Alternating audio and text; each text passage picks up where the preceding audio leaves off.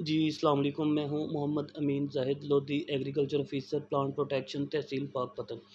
First of all तो मैं जुनैद भाई का शुक्रिया अदा करना चाहूँगा जिन्होंने मेरे ज़िम्मे एक टास्क लगाया था कि बहुत सारे एग्री ग्रेजुएट, मास्टर्स या बैचलर्स जिन्होंने किया होता, जैसे ही वो फ़ील्ड में आते हैं तो उनको कुछ पता नहीं होता, या मोस्टली लोग ऐसे होते हैं कि जिनको पता नहीं होता कि हमने कौन-कौन से एग्ज़ाम्स एग्रीकल्चर के रिलेटेड हैं, वो हमने अटेंड करने हैं और उनकी प्रिपरेशन हमने कहाँ से करनी है। तो फ़र्स्ट ऑफ़ ऑल तो सबसे पहले मैं जो अपने डिपार्टमेंट का है उसके बारे में बताना चाहूँगा कि हमारे जो डिपार्टमेंट है उसका नाम है paste warning and quality control of pesticide. इस तरह आपको बहुत सारे और डिपार्टमेंट्स हैं जो एग्रीकल्चर के रिलेटेड हैं, फील्ड में काम करते हुए मिलेंगे, जिनमें एक सबसे जो डिस्टिंक्शन में आ जाता है वो है एग्रीकल्चर एक्सटेंशन है, पेस्ट वार्निंग है, और उसके बाद वाटर मैनेजमेंट के बाद क्रॉप रिपोर्टिंग का काम है, जिसको हम शुमारियात भी कहते हैं। एग्रीकल्चर एक्सटेंशन में ये होता है कि आपने फील्ड में जो उतनी भी एडवाइजरीज होती हैं, जितने भी नई स्कीम्स आ रही होती हैं, एग्रीकल्चर एक्सटेंशन वर्कर्स का ये काम होता है कि उन्होंने यूनियन कौंसिल लेवल तक अपने फार्मर्स तक को पहुंचाना होता है।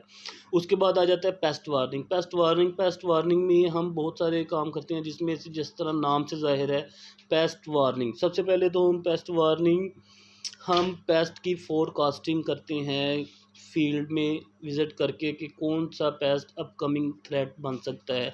जिस तरह लाइक हम ये देख लें कि मेज़ पे फॉल आर्मी वर्म का बहुत ज़्यादा शदीद अटैक देखने में आया है, और ये paste warning already last season में ही कन्वे कर चुका था एग्रीकल्चर एक्सटेंशन को भी, फार्मर्स को भी, कि अपकमिंग 1 या 2 साल में बहुत ज़्यादा फॉल आर्मी वर्म का अटैक मेज़ पर या और क्रॉप्स पर देखने को मिल सकता है। नंबर सेकंड पे हम जो हमारा मेन टास्क होता है वो है quality control of pesticide. Quality control of pesticide में मुख्तलिफ़ किस्म के टाइप्स के टास्क होते हैं जो हम अपने पूरे करते हैं, जिनमें सबसे पहले तो जितना भी पेस्टिसाइड का काम है वो हमारे ज़िम्मे होता है कि हम उनको डील करना, उनकी चेकिंग करना, जिस तरह डीलर्स ट्रेनिंग से लेके उनकी डॉक्यूमेंटेशन चेक करना, एज़ पर लॉ वो काम कर रहे हैं या नहीं कर रहे। उसके बाद उनकी सैम्पलिंग करना, ड्यूरिंग सैम्पलिंग अगर कोई सैंपल सब स्टैंडर्ड या अनडल्ट्रेटेड हमें मिलता है तो एज़ पर लॉ हम एग्रीकल्चर ऑर्डिनेंस 1971 के तहत हम उनके अगेंस्ट कार्रवाई करते हैं। उसके बाद अगर अनरजिस्टर्ड फर्म या कोई भी काम कर रही हो, अनरजिस्टर्ड कंपनी है, हम एज़ पर लॉ उनके अगेंस्ट भी कार्रवाई करते हैं। अब आगे बात आ जाती है कि पेस्ट स्काउटिंग, हम पेस्ट स्काउटिंग या फोरकास्टिंग पेस्ट की किस तरह करते हैं। इसके लिए हमने मुख्तलिफ़ तहसील में जगह पर लाइट ट्रैप्स लगाए होते हैं, सेक्स फेरोमोन ट्रैप्स लगाए होते हैं, बाकायदा हमारे एग्रीकल्चर ऑफिसर्स प्लस उनके जो अटैच होते हैं पेस्ट सर्वेयर्स, उनके साथ वो डेली के फील्ड में विज़िट करते हैं, जिसके दौरान वो मुख्तलिफ़ डिफरेंट फार्मर्स को टच करते हैं, उनकी फील्ड की पेस्ट स्काउटिंग करते हैं और उसके अकॉर्डिंग उनको रिकमेंडेशन भी प्रोवाइड करते हैं। रिकमेंडेशन प्रोवाइड करने के बाद उसी हिसाब से वो अपनी जो फोरकास्टिंग है वो एग्रीकल्चर एक्सटेंशन को भी कन्वे कर देते हैं कि आपने अपने फील्ड स्टाफ को आपने ये बताना है कि इस पेस्ट या इस डिज़ीज़ का अटैक फील्ड में ज़्यादा है, और अपनी जितनी भी वो उन्होंने मंथली जो उनकी ट्रेनिंग्स होती हैं, फार्मर ट्रेनिंग्स होती हैं, वो अपने स्केड्यूल में इन पेस्ट या डिजीज़ को भी शामिल कर सके। अब हम बात करते हैं कि हम एग्रीकल्चर ऑफिसर प्लांट प्रोटेक्शन की प्रिपरेशन कैसे कर सकते हैं। जैसा कि हम जानते हैं कि एग्रीकल्चर ऑफिसर प्लांट प्रोटेक्शन में जस्ट 2 मेजर्स के लोग अटेंड हो सकते हैं, जिसमें एंटमोलॉजी है और ये प्लांट पैथोलॉजी है। अब बहुत सारे लोग ये चाहते हैं कि हम बेसिक एग्रीकल्चर की बुक पढ़कर प्लांट प्रोटेक्शन ऑफिसर का टेस्ट पास कर लें। ऐसा बिल्कुल भी नहीं है। इसके लिए आपको थॉरोली पढ़ना पड़ेगा। थॉरोली मीन आपने जो एमएससी बीएससी में सब्जेक्ट्स पढ़े हुए हैं आपको वो भी टच करने पड़ेंगे। इसके बाद आपको जो बुक्स हैं, एंटोमोलॉजी की बुक्स हैं, प्लांट पैथोलॉजी की बुक्स हैं, आपको वो कंप्लीटली डिस्कस करनी होंगी, जिसके लिए मैं आपको कुछ टॉपिक्स हैं वो बता दूंगा। एक और बात मैं आपको बताना चाहूँ कि 2017 और 18 का जो पेपर आया था प्लांट प्रोटेक्शन ऑफिसर का, उन्होंने उस पेपर दोनों पेपर्स में टेक्निकल नेम्स को ज़्यादा टच किया हुआ था, लेकिन जैसे ही 2019 का पेपर आया तो उन्होंने कंप्लीटली तौर पर अपना जो पैटर्न है वो चेंज कर दिया है, और वो बेसिक एंटमोलॉजी या बेसिक जनरल एंटमोलॉजी की तरफ आ गए थे।